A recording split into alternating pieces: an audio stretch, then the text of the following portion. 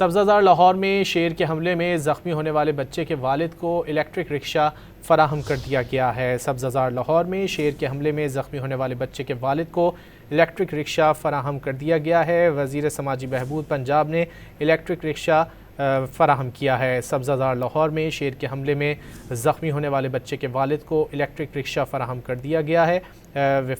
वज़ीर समाजी बहबूद पंजाब ने ये इलेक्ट्रिक रिक्शा बच्चे के वालिद को दिया है। लाहौर में शेर के हमले में ज़ख्मी बच्चे के वालिद को इलेक्ट्रिक रिक्शा मिल गया है। वज़ीर समाजी बहबूद पंजाब ने इलेक्ट्रिक रिक्शा फ़राहम किया है। मज़ीद जान लेते हैं मोहम्मद तैमूर से। तैमूर, क्या तफ़सीलात हैं?